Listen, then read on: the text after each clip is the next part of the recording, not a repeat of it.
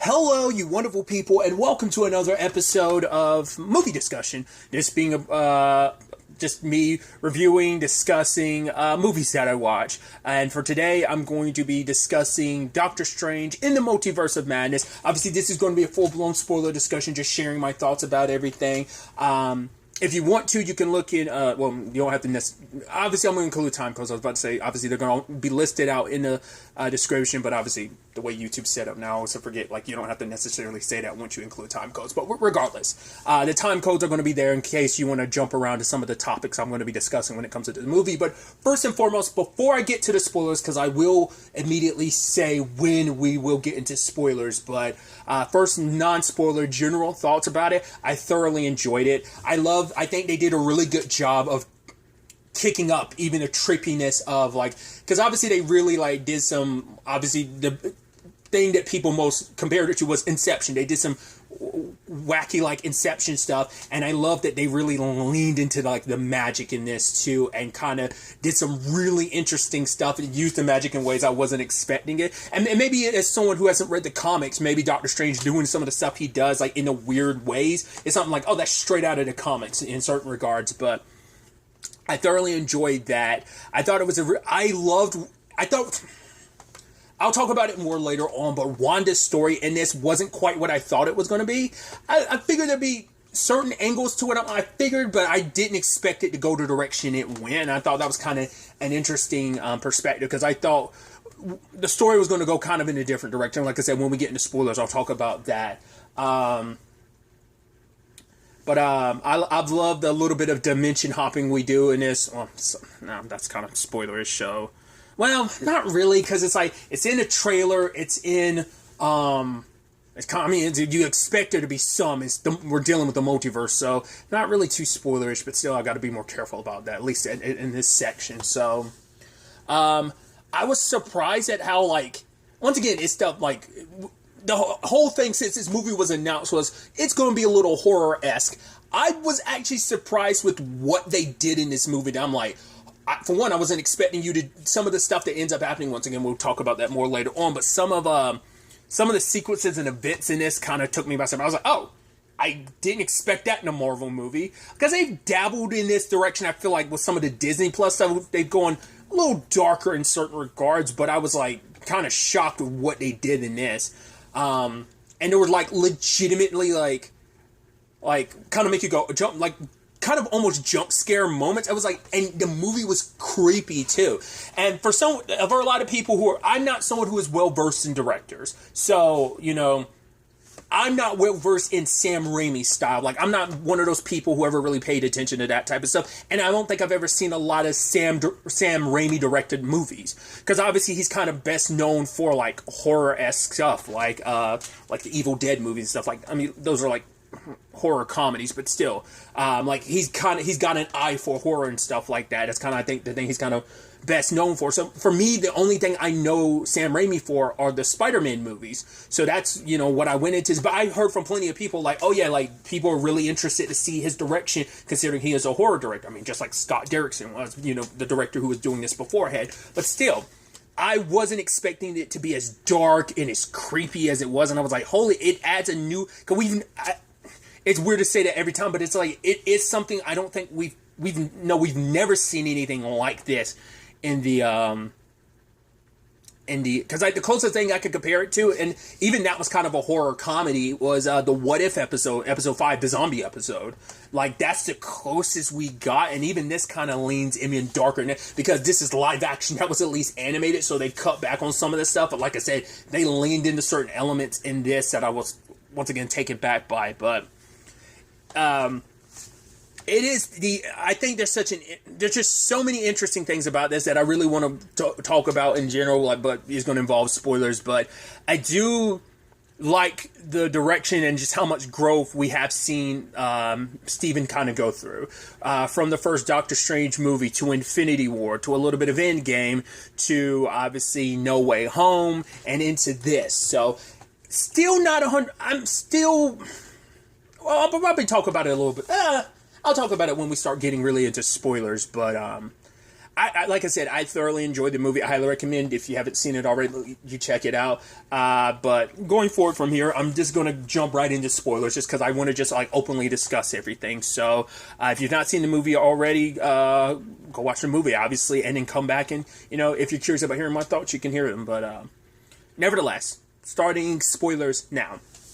So a conversation I was just about to have that they don't go into it a lot, but I do appreciate them referencing No Way Home in the regard of like, when he's explaining things to America Chavez being like, yo, I helped out Spider-Man. She's like, whoa, there's Spider-Man? So it's like, which is interesting because that must mean in all the dimensions she goes to, because she says she's been to 70 some, she's like a 72 plus the one they end up a good chunk of time in is 73. It's the 73rd one she's ever been to. And I thought that was fascinating because that means she's never, in all those, she never crossed paths with a Spider-Man. And it's also interesting to know, and maybe there's a little bit of a juxtaposition to that, like America Chavez being the only one of her kind. Because there is no other America Chavez, at least in the universes she went into. To be fair, we know, but I guess that's also what makes her so special, is like she's one of a kind. So she's kind of a special entity, kind of like the Scarlet Witch. But that's also kind of the interesting thing, because we see in other universes Wanda has her powers, but she's not necessarily the Scarlet Witch. Only in this in the 616 continuity, this universe might be the only universe she's actually the Scarlet Witch.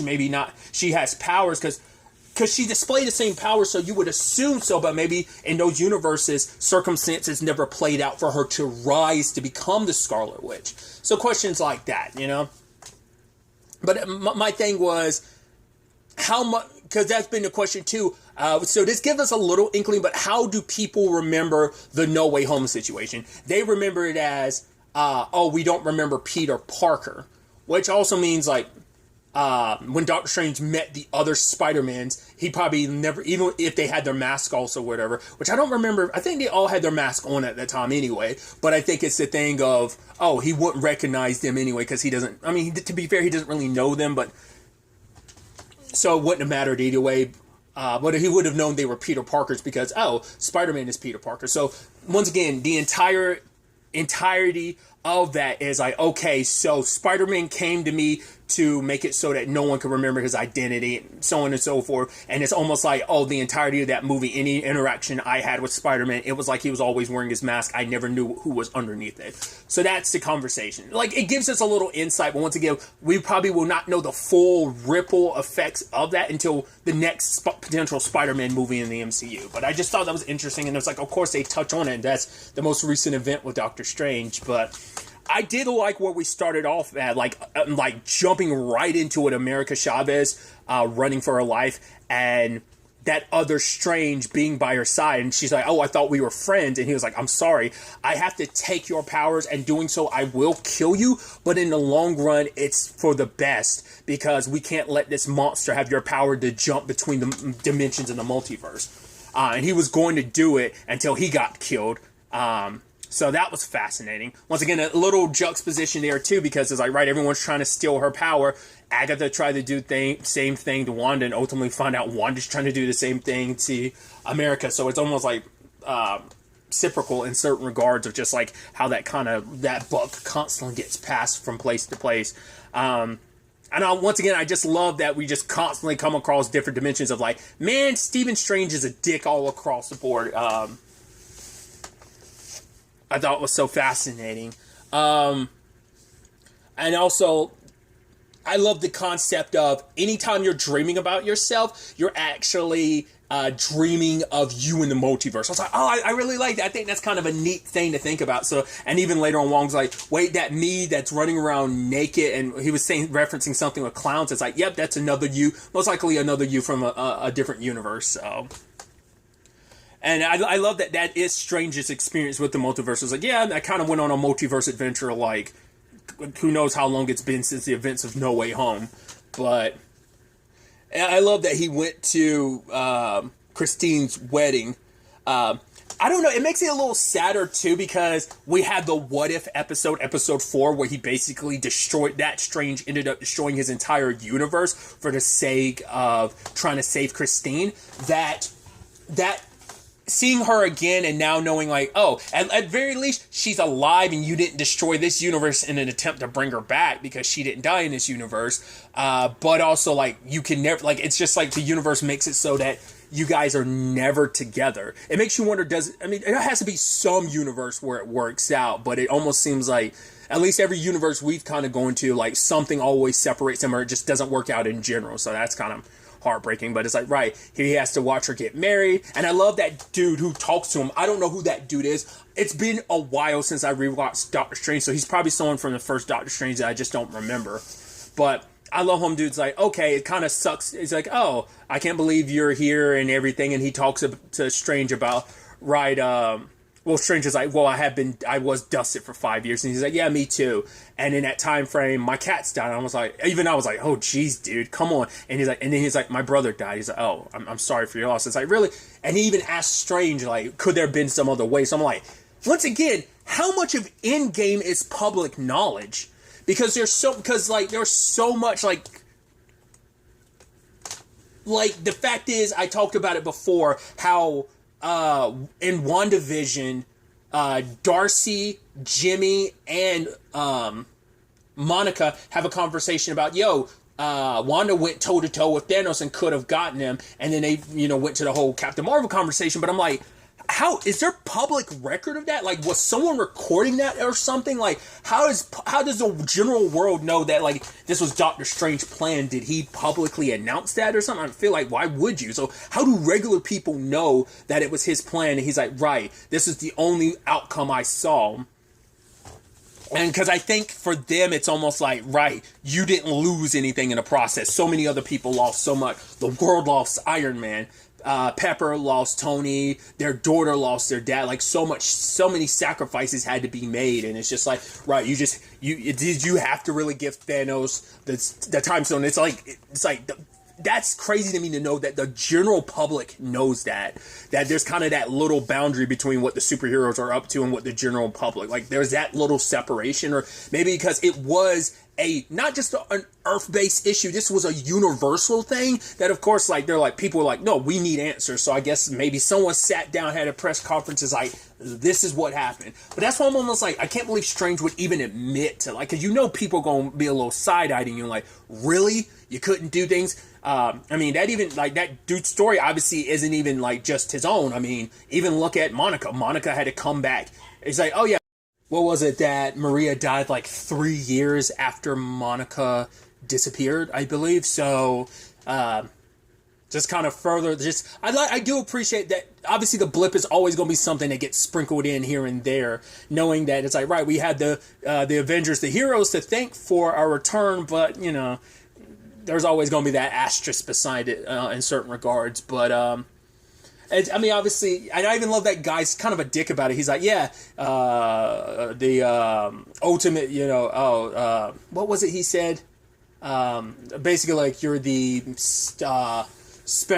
number one doctor, surgeon, now you're the number one hero, and despite all that, still couldn't get the girl. I was like, that's such a dick thing to say, but it's like, yeah, I'm mad, and I'm kind of like a little peeved at you, and that is kind of the sad thing. It makes it worse, too, that, like, Christine's like, oh yeah, like, Martin, he wants to meet you, and was like, oh, cool, I gotta meet your new husband, who's a super fan. Like, no, that's, no. So, but I thought it was interesting that,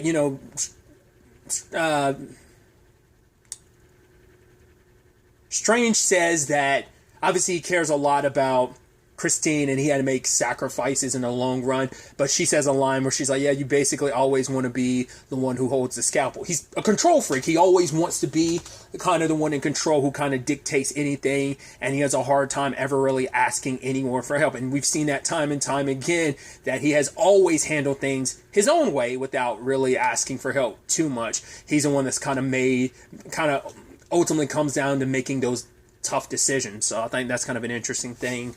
So, but then we kind of get things popped off with America popping into this universe and being attacked by a monster, and once again, she can't control her powers. And so I love that whole sequence where Wong gets to show, because I think it's nice, because like Wong doesn't often get to show off I think we got a little bit in Shang-Chi, a little bit in Infinity War, but this is an opportunity for Wong to really like show off and show out, like, you know, because this is our first time seeing him like kick butt as the Sorcerer Supreme, and once again we get to see the expansion of like their skills and their magic and their powers like we haven't really gotten to see in Doctor Strange, which is kind of crazy to think about. It's like, right, there's only been one solo Doctor Strange before now. And I guess it's almost like the Spider-Man movies. It's like, right, you went from Civil War to Homecoming to Infinity War, Endgame, then Far From Home. So it's like, I guess it's almost like that exact same thing, but it's just still kind of crazy and wild to kind of wrap your head around that. Also, it's got to be weird for Steven to see a dead version of himself, because the other Strange that tried to kill her ended up getting killed by the monster, because it poisoned him basically. His body basically, like, just, he kind of got poisoned. I guess it was almost like a necrosis of some sort that just basically straight up killed him. So, buried his body. I even love Stranger, like, oh, you have no idea kind of the other stuff I have buried around, so. And considering the monster they went up against had runes and stuff, I was like, oh, that's interesting. And he goes to Wanda for help, and, you know, Wanda's saying, like, right, she put the magic and stuff behind her. I was like, that's interesting. Last time we saw you, you were dead set on, like, using the Darkhold and everything, but it's like, I guess it's like, right, I guess she gave up on that. And so there's conversations about the multiverse, and then Wanda started acting weird, where she's like, oh, bring America to me. I was like, wait a minute. I was like, how the hell do you know her name? And he was like, this isn't real. And even Wanda realizes she messed up. She's like, you never told me her name, did you? It's like, no, I didn't. And this beautiful place that and then she like gets rid of it all, kind of very much like it was very much like that Infinity War reveal in Nowhere, where Thanos had already gotten it, and then he reveals it was almost a very neat parallel to it. I thought that was neat. And it's like, right, she's got the Darkhold and everything. And because I even love why Steven said he didn't come after Wanda, because he knew in the long run, he's like, in the long run, I knew you would do what was right. That's what, because I think for him, he interferes when he feels like he needs to, but I think he figured things would play out. I think with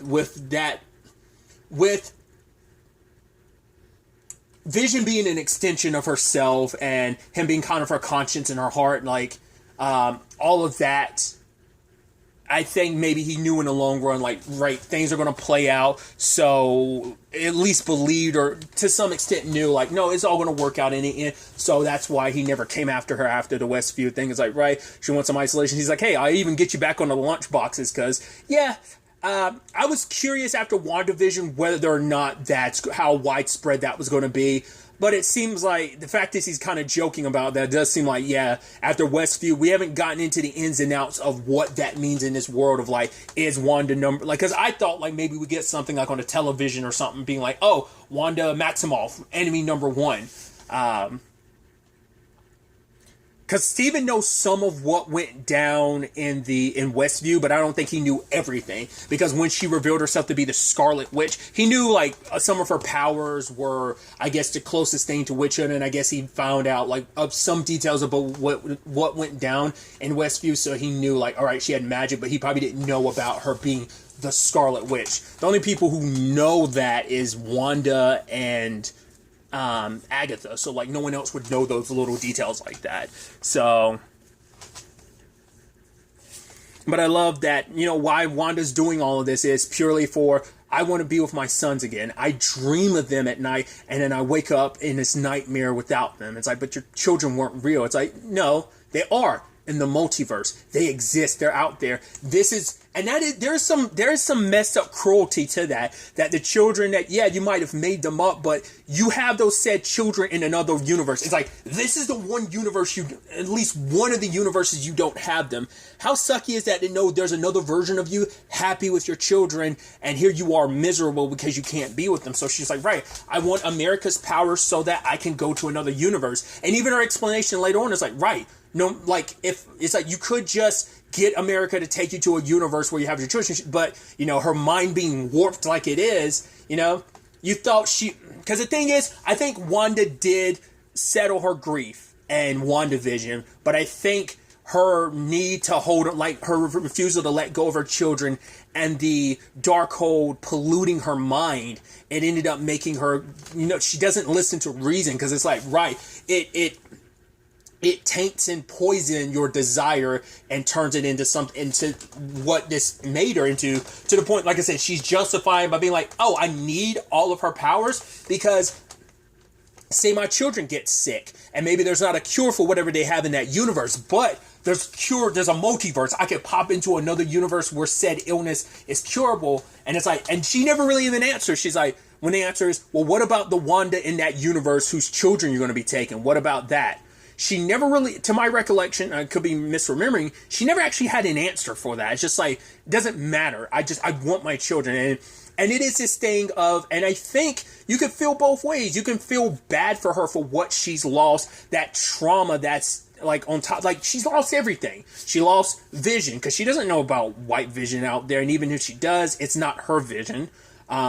She lost her children. She lost her brother. Like she lost her parents. She has no family left. Like Vision was all she really had. And she didn't really have like the tightest connection with the Avengers, which I even love at one point. Steven had joked about, oh, like, who am I going to call in? One of the bug people, like, so, like, Scott or Hope or even Hank or even, God, what was their, Hope's mom's name? Michelle Pfeiffer's character. I'm blanking on it right now. Or he's like, oh, do I, like, bring in Mohawk? So Hawkeye was like, man, the disrespect. He's such a dick. I love it. But nevertheless, going back to Wanda, and that to me, I think is such an interesting thing. That was always the question going forward, was like, right, are they going to make Wanda the villain? I was thinking like she may be a little adversarial, but I thought in the long run she's like, oh, she's going to be a good guy. And it's like 90% of this movie she's a bad guy. She's killed. I mean, if she didn't, it's hard to say because you see a lot of people near the end of the movie, so it's hard to say if she killed she killed some people. It ain't like some of those people got, she messed some people up, and it seemed like kind of hinting that maybe she might have killed a few people too. It's unclear. Like, I guess if you look at the ending, compare it to like when they're defending America, that, which sounds weird to say, but America Chavez, I should say, just it sounds weird just to be like, oh, they're defending America. That if there was way more of them, most likely was, than it is at the very end. Then it shows like, yeah, a good chunk of them probably did die, but there's some familiar faces, so we know at least like 4 they focused on that were still alive. But still, I love that direction of making her kind of a villain, because like I said, that was the question going forward, because I'd even asked some people like how they felt about it. Some people wanted her to be a full-blown villain, some people wanted her to be her hero, and some people wanted her to walk that line. So I always thought that was going to be an interesting thing, how they ultimately handled Wanda. And I think it makes it even more tragic because, like, Wanda wasn't in control. She was drowned out by her grief. Does it excuse what she did? No, but it makes you sympathetic to what happened to her. It doesn't mean you have to agree with it, nor do you have to agree with what she's doing right now, but that's that thing of you can sympathize of like, right, you lost some people you cared about, you're trying to get your children back. Once again, they weren't real, and so you're really going to try and take your children from another version of yourself in the multiverse. It's kind of super jacked up. And just like how scary Wanda is in this movie is, because we've never seen Wanda like this. Like, you've seen, like, not scary moments, but it's superhero moments of like, her against Thanos, or, but for her to be creepy like she is, like when she gets in the head of one of the people and she whispers in his ear, run, and then she like walks by his back and face, I'm like, that's creepy. That's some like there's almost like some Freddy elements to her, and I was like, it's so good how creepy she is. Especially, I'm jumping around a little bit, but that sequence later on when they're running in that tunnel from her, and she's just running after them, and she's like covered in like blood and just maybe oil from like the Ultron blast, and she's blasting every door. I'm like, this is scary. And then like it gets quiet, and then everything starts slowing down. It's like, where is she? And she just pops out of nowhere for a jump scare. I'm like, and just her eyes looking scary. Like, I'm like, they really nailed that. I was like, they very much made Wanda into a monster in more ways than one, both in a literal sense, kind of the way she was acting and just the way it was filmed and how it was displayed, but also just internally, like the way she was going about this, the very, very wrong way to go about it. Which I think that's such a fascinating thing, that like Wanda's kind of going full blown monster, and all the Stephen Strange of the universe, the multiverse, end up getting treated like monsters, which I think is funny. But yeah, like her wrecking shop. Oh my god! Even like when she was going after everyone through the. Like, for one, I love Steven trapping her in that, trap, and I thought that was interesting. And every time she tried to fight back, the trap would push back against her. And I love, once again, the trippiness of it, all those, like, mirrored reflection versions of herself, and her spells couldn't get through. And then she, like, pushes through the glass, and she starts, like, yanking people down. I'm like, dude, that's scary as hell, that she's like, oh, like, block the reflections. And then her coming out, the moment, like, America covered up one of them, I was like, doesn't that gong count as well? And it does. And she came out of it twisted and contorted herself back. I was like, oh dude, I love how creepy she is, you know. And that's also the thing for her too. Like, I love that conversation because it's in the trailer as well, where she says, hey, it's not fair that you kind of made a decision for everyone. And he was like, right, I did. It was war. It was literal war. And I did what I had to do. And she's like, you get to do what you do. And you're heralded as a hero. I do what I do. And I'm considered the bad guy. That's not fair.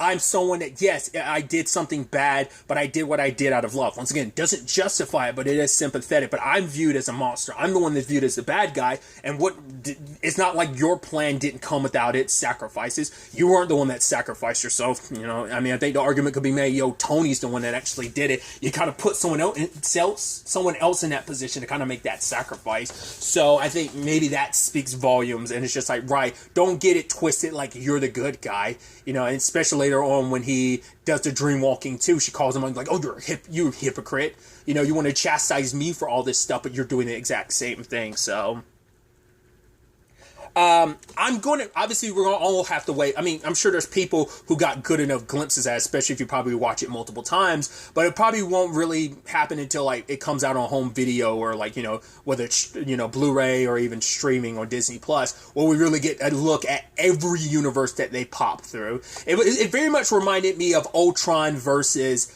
The Watcher, with how they handled that, and I love that. Just how that was filmed, and just like them like being like breaking through every universe and then like spiraling into it. Like I thought that was so dope how that was handled. I thought it was really interesting, the bond that ends up getting created between America, I don't know why I'm saying it, America and Steven, learning about America's first instance of using her power. The fact is that she got scared, activated her powers on accident, and her parents got sucked into the multiverse. And she hasn't been home since. I mean, I wonder, does she even know where home is? And even if she did, like, would she even want to go back after what happened to her parents? And I think that's so heartbreaking. It's like, you know, so many people have those tragedy things of like, you know, whether it's like Hawkeye and Natasha, well, you know, Clint and Natasha, that whole thing, or whether it's more recently the whole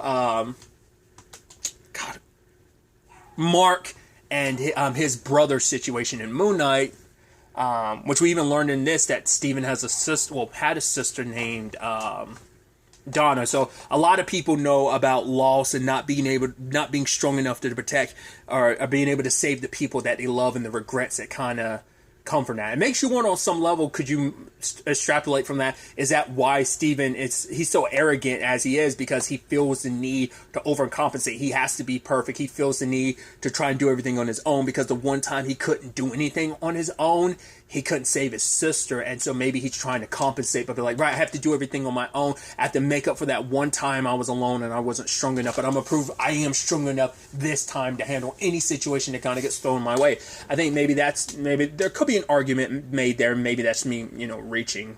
Another parallel I was thinking of, it kind of reminds me of Sylvie a little bit, because Sylvie is like, right, spent her entire life on the run, hiding in apocalypses, that, America was kind of the same way, bouncing from probably dimension to dimension. It's only recently that she was hunted, but not being able, going to different places and not being able to control her powers. Obviously, one of the Stevens that she befriended ended up like betraying her and try to kill her for the greater good. Which it's like, right, this is and Strange is that type of person that he is like, right, I am willing to make sacrifices, and I think maybe that's the stipulation of like he saw the one future where everything plays out, and that's Tony sacrificing himself.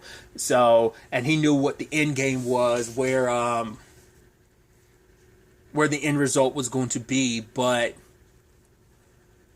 what was his initial conversation with Tony and Peter? He's telling Tony, I will sacrifice all of you if it means protecting this gem. I think that element is still there even in this other Steven of like, right, willing to sacrifice America because your life will be necessary to save the multiverse. I also appreciate the Bruce Campbell cameo, because I think people have said like, oh, like he was going to be in this, and it was most likely going to be in a cameo thing just because of Sam Raimi and Ash and Evil Dead and all that. So I was like, of course. And I love that he is just kind of that person. It is also interesting because I also know him like just cameo wise from like the Spider-Man games, the ones that are based on. I'm sure if you probably go back, he's probably in those like Spider-Man movies somewhere. I know in the Spider-Man movie the video games based on a Sam Raimi Spider-Man games, I know he does voiceover for those. So I love like all the stuff with him in those, and just like how swarmy and like how snarky he is. But I love that it's like, right, kind of getting a little adjusted to the rules of like the multiverse, right? Don't assume you know anything. It's like, yeah, in that one universe they're in, red means go, green means stop. He said, yeah, free food is pretty much free in most places. She's like, except for like your world. She's like, I don't know why your world charges you for food. And he's like, yep, this isn't one of those universes either. So we also initially, when we found out in this universe though that Strange had died, my thought was like, oh, was he the Tony sacrifice in this universe? Did he sacrifice himself to stop Thanos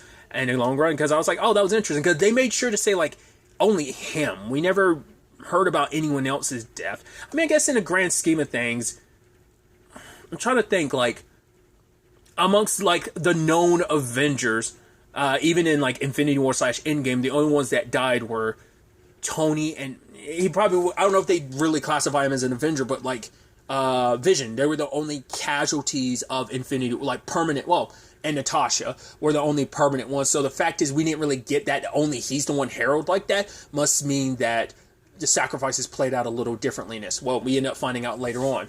I love when Mordo shows up. I was like, that's interesting, because I was wondering what Mordo. It didn't cross my mind to be like, oh, it's going to be a multiversal Mordo, because he does say like, yeah, this is the guy that taught me, brought me into this world, and ever since he's subsequently been trying to kill me. So I guess Stevens had run-ins with Mordo in between movies and stuff that we just haven't gotten yet. Because I thought this Mordo would have been him showing up to stop Steven, but this is a multiversal Mordo who looked at Steven as a brother, and it's like, oh, they're good. So I guess in this one, Mordo, in this universe, Mordo and Strange are pretty much like Mordo and Wong from 616. So, but I also love the introduction of the dream walking. Now that's an interesting thing, to basically using the Darkhold to puppeteer. Like, you can basically take control of a version of yourself, which is interesting because it makes me think of another multiversal movie that's out right now that I'm really excited to see. Everything, Everywhere, All at Once, if I remember correctly, the Michelle Yeoh movie. Because I think that's kind of the premise of it. Like, she can basically jump to any multiversal version of herself. I think there's a very interesting parallel that can be made between those two. I think that's how that works. Once again, I've not seen the movie, but that's my basic understanding. So it's interesting, and it's not like a clean process of like, oh, it's like, no, like you're hijacking yourself. Even that creepy thing of like that photo of Wanda, it turning and looking at her, I was like, hijacking another version of herself. It's a little twisted too, because you're doing it near the children of this other version of yourself.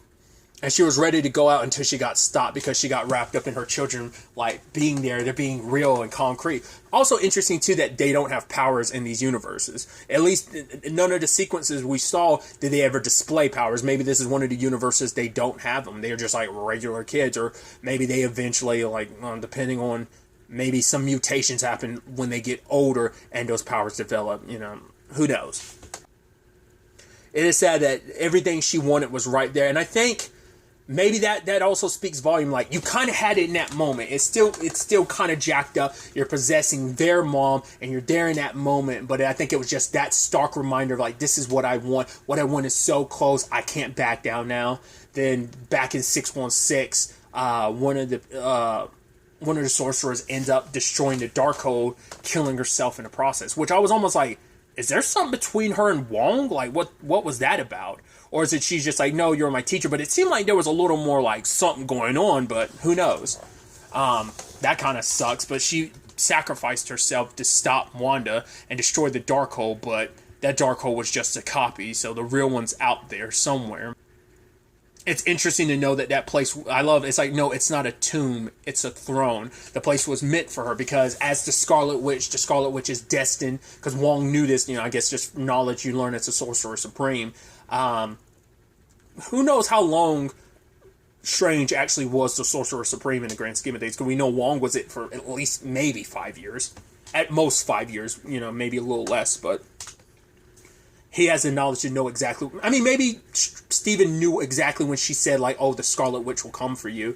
That, knew exactly what she was talking about because he was the former Sorcerer Supreme himself, so.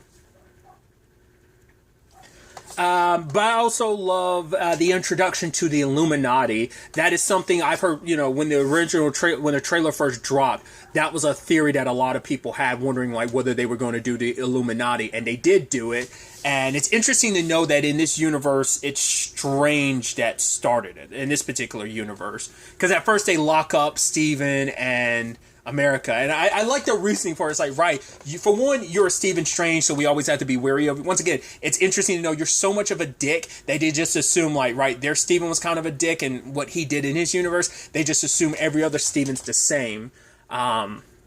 Which I think there is some element to, right, there's some core aspects to those Stevens that make them all the same. I think that is going to be replicated amongst all of them.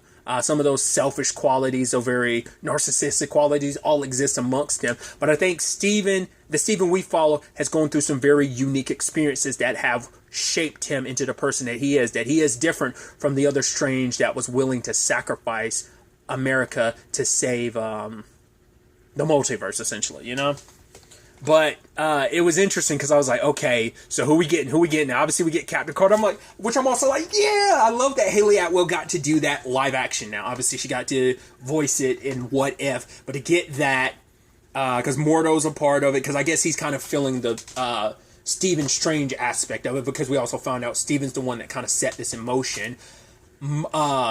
Maria is Captain Marvel in this. I'm like, interesting. So I guess instead of Carol going up there, so it makes you wonder, in this universe, how did that play out? Did Carol stay here and have the family and stuff? So does that mean in this universe, because she became Captain Marvel, does that mean Monica might not exist in this universe? I don't know. It makes you wonder about that. The one that surprised me was Black Bolt. I was like, what? It's the actor who played him in the Inhumans. I know most people, I was fine with the Inhumans show, but I know most people hated it. That's pretty sick that they brought him in and they put him in the same suit, and they're just like, right, you're lucky that Black Bolt doesn't have words for you. He's like, why? He's got bad breath or something? I was like, oh, you poor dumb bastard, you don't know. I was like, I can't believe they did that. That's pretty dope. And then I was like, because like one of the theories was like superior Iron Man. So some people were thinking like, right, we'd get Tom Cruise as Iron Man, because prior to Robert Downey, RDJ, getting the role, like Tom Cruise was one of those names that was in the mix for Tony Stark. I was actually surprised when we got John Krasinski as Reed Richards, because it's the casting people have wanted for years. I was like, wow, you're doing that. Does that necessarily confirm it for... I mean, we got Sylvie, who is a very low-key, and it's like, that doesn't always mean anything. Because what I mean by that is that doesn't guarantee that we're getting John Krasinski as Reed Richards in the 616 continuity. Maybe, maybe not. I figured we were delving into, like, I should have known, because they didn't, this universe's, Christine referenced the Baxters, and I was like, oh, so the Fantastic Four. At the very least, they exist in this continuity, but still, seeing him as Reed Richards in that outfit and everything, I was like, honestly, that's insane. And there's the one, everyone was like, yeah, Charles Xavier. First time I watched the trailer, it didn't cross my mind. I didn't recognize Sir Patrick Stewart's voice. Everyone else on the internet was like, oh my god, that's Sir Patrick Stewart, they're bringing back. They even did the X-Men theme. I was like, oh, that's actually pretty sick that they did that. But also to find out in this universe that there's Steven trying to stop Thanos, used the Darkhold, and ended up dreamwalking into another universe. And I think basically it was an incursion ends up occurring where two universes collide. And they reference one universe getting destroyed. I think they were referencing maybe... I'd have to rewatch it again, because when they were referencing, like, because later on they're like, yeah, there's one Stephen Strange that killed trillions of lives. I was like, is that supposed to be I was like, I think it's a different Stephen than the one that from What If. It might have been the one they were referencing, but I think they were talking about the two universes colliding and trillions of lives being lost in that regard. But they might be, they might straight up have just, I leaned on immediately, was like, oh, it's got to be the Doctor Strange from What If. It's still all probably looking over Killmonger and Ultron in that regard, but still. Like I said, it could be another Steven, but I felt like that's who they were necessarily referencing. And this Steven was polluted and controlled by the Darkhold, just like Wanda is. And I even love that they're like, nah, Wanda will be able to handle, this group will be able to handle Wanda. Spoilers, since we're already in spoiler territory. No, you couldn't. They got their asses whooped. All of you couldn't hold a candle to her, which very much made me think of, like, What If when everyone went toe-to-toe. I mean, that's the interesting thing, too. You guys stood a better chance against a Ultron with all the Infinity Stones than a Wanda by herself. That's what I think is interesting. But to be fair, they were also missing another component. They didn't have... Mordo wasn't there to back them up, nor was Steven, nor was Dr. Xavier, so...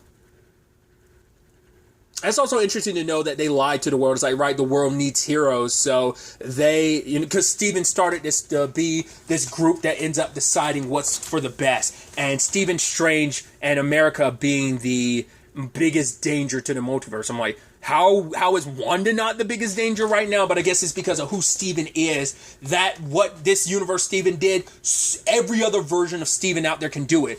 There's no guarantee every other version of Wanda is going to do this. But also, that might also be the thing of they underestimated Wanda because, once again, she might be the only Wanda in the multiverse that's actually the Scarlet Witch. So, maybe that's why.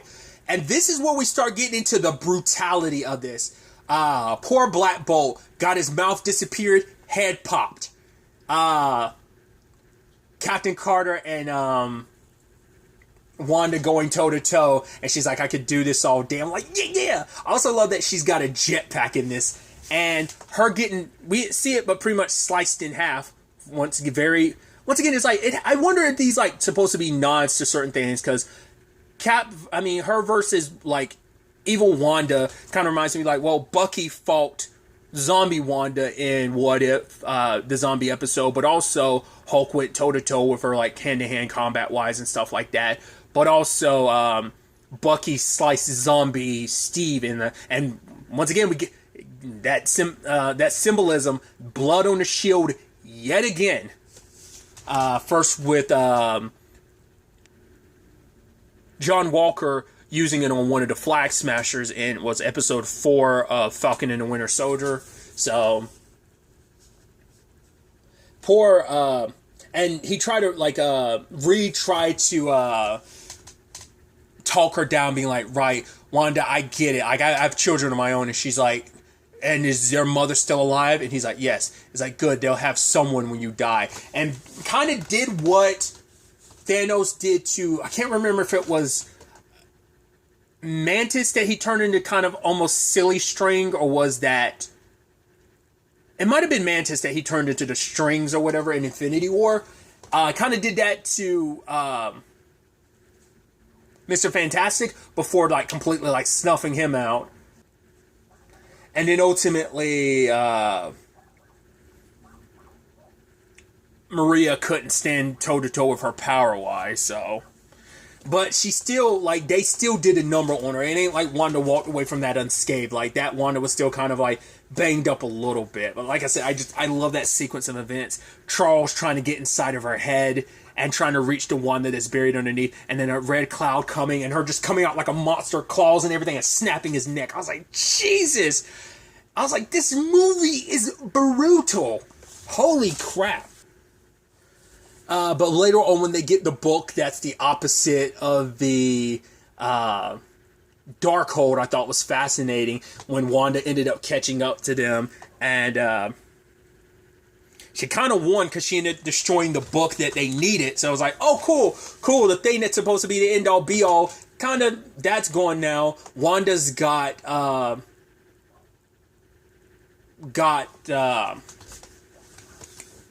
America ends up sending Strange and Christine into another universe and returning, bringing America to herself in 616 is so fascinating. Wanda saying that, you know, her children will never find out about what she's done, which America's like, yeah, but you'll know what you did. And how can you live with yourself? How can you live a happy life with your children knowing the terrible thing that you've done just to get this far? So thought that was fascinating. Strange and Christine ending up in a universe that is being encroached upon by an incursion. It has got to be that awkward and weird thing of like, right, you're around the woman you love, but it's a different version of her. But knowing like, right, no matter what universe you're in, some version of you always ends up screwing it up. And it's like, before he died, that him, Christine and her Strange never were able to figure things out beforehand. It's like, yeah, it just never seems to work out in any reality in whatever shape or form. Whether it's the what if situation of her dying over and over again being a fixed point, or in this case, just them never getting together in almost every other reality. So this is still the better solution compared to every other. I think not having Christine is still better than every other, that one version from What If, who I think he got it that roughest. Because it's one thing to not be with her, it's another thing not being with her because she died, and that no matter how much you change time, you can't stop her death. So, and ultimately that leaves you crossing the line and ending your universe, you know. That age-old tell. I should also talk about this too. Is this the first time we've ever seen Steven go total, like, hand-to-hand? Once again, it's been a while since I rewatched the first Doctor Strange, but like him and Mordo going toe to toe and like that, and I love him being like, right, I'm pretty sure this is why your Mordo doesn't like you either. So that's still kind of a screwed like universe, because I mean, not unless they have successors in place. The Illuminati's dead. That place is wrecked. That universe still is fine, but it's still kind of like ugh. That, I mean, I guess once again, What If parallels episode 3 where the OG Avengers all died. So I should also note too, like, I love that like they ended up killing Thanos, and with their combined efforts, the Illuminati, and just seeing him just like stabbed on a spike or whatever on the side like that, I was like, oh, interesting. And even the fact is that getting to see Black Bolt's power, because they definitely designed it way, like, it's the same thing, because I'm sure straight out of the comics, but even the design for it's way different than what it was in Inhumans. Obviously, like, it's a movie budget compared to a TV show budget, an ABC budget on top of that. It's not even like it was a streaming budget. It's like, no, it was an ABC budget for Inhumans. But regardless, the destruction was pretty bad, and even him, like, it's even heartbreaking being like, right, his final words being, I'm sorry, and it's like, right, because this was someone they considered an ally and a friend, and having the guilt of knowing, like, right, you had no choice but to put that Steven down because he couldn't be trusted, and you didn't want him kind of destroying the multiverse in the process. So There's also Steven meeting the other Steven, which it seems like that Steven's kind of done like, he's kind of almost like Jet Li's in the One, where it's like, yeah, I'm kind of going to other universes trying to get to one where I can be with Christine or something. He's very much like the Wanda parallel. But he's one that's kind of jumped from place to place, and he's been corrupted. I mean, even more so because he's very much like Wanda, because he was corrupted by the Darkhold. And this is one of those instances of me talking about, like, I love what they do with the magic in this. The magic note battle, I was like, and, like, the fact that they're playing, like, the musical notes are, like, being literally, it reminds me, I'm always blanking on its name, but I want to say Fantasia from Disney, with Mickey, you know, having, was it Yen Sid's hat and everything with the music and everything. It's also clear in my head because of, it kind of reminded me of, Dream Drop Distance, where you go to that very world in Dream Drop. So it kind of reminded me of all of that. Obviously, it's all, you know, under the Disney umbrella. So, but I love that whole sequence. I thought that was so neat. And once again, just the expansion upon, like, what Doctor Strange is capable of and the visual representations of that. I even love the final strike being like a strum from that harp or whatever, and the musical note flying over, and that, like, exploding everything, him getting sent flying out the window and getting impaled on the gate. You're like, Jesus! Like, that's, once again, just, this movie is so hardcore. And Steven reanimating, not only reanimating the dead Strange that's left on 616 using the Dreamwalker. And I was like, so that's how we get zombie Strange. It's not Strange from a zombie universe. It's just you reanimated your corpse. So that was interesting. And then later on, when those creatures are like, oh, you can't do this, is unnatural, stop the Dreamwalk now. And he eventually gets complete control of them. And just like, having context for it, because at first I was thinking, like, oh, that's just him, like, using dark magic to multiply his arms and stuff. It's like, no, he's basically controlling those creatures. That corpse of him doesn't have a cape, so made a cape out of them. And I was like, I love how awesome and creepy that is. And when they tried to, like, hold Wanda into place, but it couldn't hold. And so America, you know, Steven's like, right, I'm not going to take your power from you. Like, you've always been able to control your power. You just didn't realize it. Because everywhere your powers had taken you, even the first time you used them, it was all for the sake of this journey to get you to where you need to be. It was all subconsciously, your powers took you where you needed to be when you needed to be. It's always been in there. You have to believe in yourself, trust in yourself. I trust you. I believe you. There is another way. I don't have to take your powers. And so that's why I'm almost wondering, like, is this supposed to be a little bit of a parallel of, like, right, in Infinity War, he had no other choice. Maybe there was some other choice. Granted, he looked through, like, 14 million different possibilities, but maybe there was another way to handle things, and maybe, you know, he has regrets about, well, maybe things didn't have to play out that way. Once again, it was war, and they did have to play out that way. Maybe they didn't. But this time, he knows, like, right, other strangers have made mistakes because they wanted to go at things alone. This time, he accepts help in so many different regards, whether it's from Wong, whether it's from America, whether it's from Christine. And ultimately, America ends up making Wanda go to that universe where she tried to take control of the 800 universe, 800 something. What was it, like 838 or something? Universe where she killed all the Illuminati, and there she is in front of Wanda and the other Wanda and all her kids, and her kids are scared of her. They're like, oh, it's a monster. She's like, no, I'm not a monster. I would never hurt anyone. And in that moment, she has to stop. It's like, you've hurt and killed a lot of people, Wanda. Once again, she did some jacked up stuff in Westview. This is next level. She is straight up, once again, not like some people she might have hurt. We definitely know she's murdered some people. There's at least some people, once again, the entire Illuminati she murdered. Outside of everything in 616, we don't know for sure. But, and you know, when they were trying to defend America, whether she killed everyone, she probably definitely killed some people. But her being confronted with, like, what she's become, and despite everything, like, for the first time her eyes are finally open, like, what have I done? My children are looking at me like I'm a monster. I keep doing it, but just like I just like thinking of the parallels, because Christine rejected Steven at the end, you know, of episode 4 of What If, being like, what did you do? And he became a monster all for the sake of trying to save the woman he loved. And we know, first and foremost, like, the consequences of that. And in this moment, just Wanda, like, the other Wanda walks over. And I didn't quite catch what Wanda said to her. But I think it was enough. I wish I'd caught what it was. I wasn't quite sure. It's one of those things where you're like, man, I wish I was at home so I could rewind that.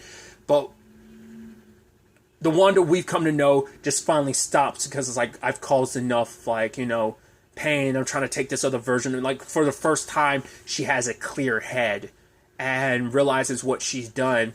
And so she plans on making it so that the Darkhold never gets a hold of anyone else. So she ends up crumbling the entire place on top of herself. We do see when the place is crumbling, like, one like final burst of red. So she's probably not dead. She just probably she probably went back into isolation like she was at the end of WandaVision, except no Darkhold to kind of preoccupy herself. So maybe she plans on going out there to find White Vision. That's kind of left open-ended because that's something that's not really dealt with. And I think maybe this is something to kind of keep in mind, and maybe something to notice too. In those universes, we didn't see Vision in some of those universes. So maybe Wanda in a lot of those universes doesn't end up with Vision. Like, things just play out differently. But I don't think she's dead. I think it's just she disappeared and is isolating herself somewhere. I doubt we've seen the last of Wanda. But with everything being resolved, it is still that interesting thing of like, Strange saying that, talking to Christine about, obviously the position he's in kind of comes with sacrifices, but no matter what, he loves her. There's always going to be he's always going to love her across like any universe in the multiverse. And he's like, I wish I could show you my universe. And she's like, I wish I could too, but she has to get back to hers. So when it's all said and done, the Darkhold no longer exists in his universe because it's destroyed across the multiverse thanks to Wanda. And America is going to be training when it comes to magic. So she has better control over her powers now. So I was almost hoping she would stick with Steven, but I think the next time we see Doctor Strange, we're probably going to get some America Chavez stuff as well. Or maybe she's going to pop up in other capacities. But I'd assume it's going to be Doctor Strange related the next time we see her. And so ultimately, there was that whole conversation too about like, are you happy? Them lying to themselves about whether they were really happy. Saving the world didn't fill that void. It didn't, you would think it would, but it didn't. And Strange asked Wong at the end of the day, are you happy? And he's like, yes. Do I think about what my life would be like in every other universe? Yes. But he's like, I live every day grateful about the life that I have here. And so I think there's a nice, this is very much like, almost like the Steven that, from the split timeline from episode 4 of What If, trying to stop his multiverse of the other reality version of himself that went down that darker path. This Steven kind of reflects that, where he just kind of moves on and just kind of accepts like, right, my life is the way it is. And I even love America saying like, right, I'm glad I landed in your universe. And he's like, me too, kid, me too.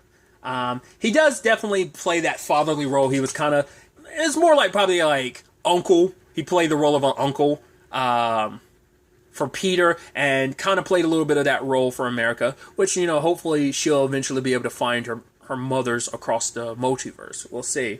But Steven fixing that watch at the end, I think it was kind of a nice touch on him finally taking everything he's learned from his adventures to finally move on, because he kind of had been holding on to the past, holding on to who he was before.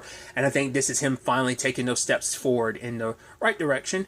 Granted, it comes with its complications because he still did read the Darkhold, and we see the third eye pop up on his head. So what that means in the long run, well, we got the ending stinger at the end, so maybe it's hinting that he eventually gains control over it, but because there's no more Darkhold to tempt him, but we don't know what the implications are in the long run.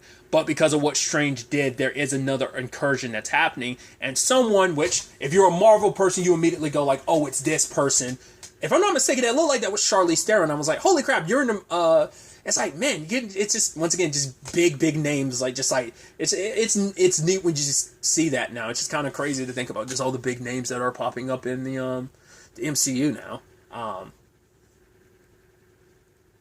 but they go on an adventure. But by then, like, his third eye pops up, and it seems like he has better control over it. So I wonder how much time frame skip, because the way they ended that, it made you go like, oh, that's kind of like the way it ended made it seem like it was bad, but he seems more in control of it in the stinger. So we'll see in the long run, you know, what other adventures awaits Steven, and like I said, whether America Chavez will be a part of those. Like I said, I assume she would be. Once again, it's the last we've seen in Wanda. I'm still leaning in towards no, because there's still that. There's the whole white vision thing. Obviously, because the whole conversation and the multiverse stuff. I saw some stuff here and there. I didn't read anything, but you can't help but, you know, YouTube, just Google in general.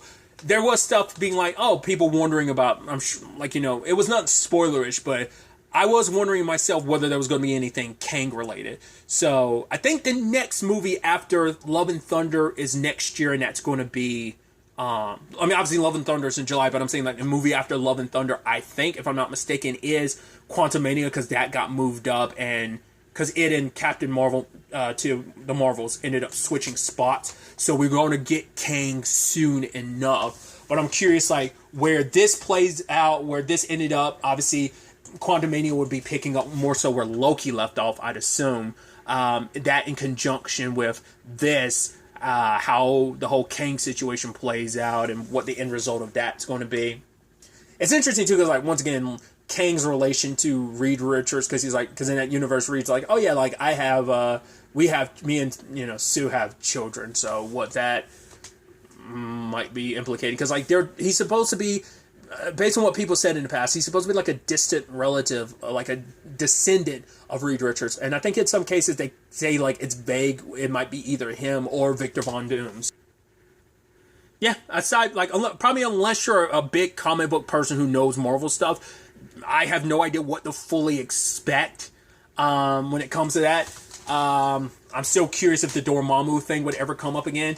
Obviously, there's the whole Mephisto thing. Yes, I'm bringing up Mephisto just because I'd assume, like, this would be the type of movie series we'd see Mephisto after something like this. So I'd be curious to see, would he be set up to be, like, the next bad? Because obviously it's like, Kang currently seems like he might be set up to be the next big bad.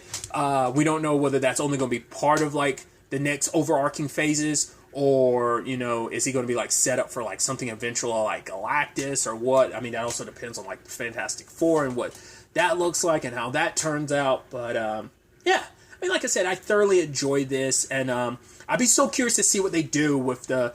Like I said, the first Doctor Strange was very, like, Inception-esque and trippy. This one was very horror-esque. I doubt another Doctor Strange would be. It'd be interesting, because it'd be like every time we see Doctor Strange, it's kind of in a new genre and feel. So we still keep the trippiness, but we add some eerie, scary, like, horror elements. And I'd be so curious to see, like, for a third Doctor Strange, what genre would they kind of decide to go through? Would it be something kind of, you know, leaning into, like, would it kind of do like a WandaVision, kind of do something like really weird like that? I wonder, would there be any crossover with Moon Knight? Because I'm curious, would he be able to do that? Because initially, Doctor Strange couldn't see the monster, like, at the beginning when it was attacking, because I think it kind of exists on another plane of existence. So maybe that's the same thing for, like, the Jackals and Khonshu and the other, like, gods. So, like, I wonder if Doctor Strange... I think, is that supposed to imply, like, if Doctor Strange uses his magic, he'd be able to see, like, the Jackal, or... Because Khonshu can reveal himself to certain people, I guess, if he chooses to. But it's only those, like... Because he presented himself to Layla, but that was only when... Because even... Harrow couldn't see him now that him and... since he was no longer Khonshu's avatar and such. So, like, I'm curious... I wonder, could America see it the entire time because she has control over bouncing between dimensions, and maybe because it's a being from a different dimension or whatever, she was able to kind of see it because of her powers. Strange had to use magic to reveal it and kind of bring it into this space of existence, I guess. I don't know, it just kind of got me thinking about that. Because we, once again, still don't know what capacity the next time we see Moon Knight might be under, so... But obviously, I've run my mouth long enough. Obviously, these are just some of my thoughts where things are currently. I'm sure after I've sat with the movie for a little while longer, and probably eventually when I see it again, I'll probably have even more thoughts when I'm able to pause it and just kind of really take everything in, in that regard. But I'm excited to see, obviously, Love and Thunder is next, but also where everything takes Doctor Strange on this next adventure and what that looks like. And once again, where Wanda pops up and...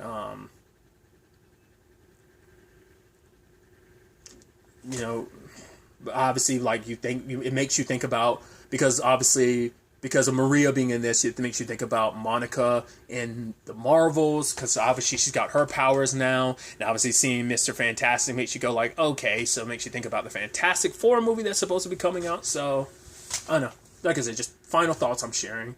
But really, that's all I want to talk about. Till the next time we meet, be happy, be safe, live life to the fullest, and enjoy it. Good day and good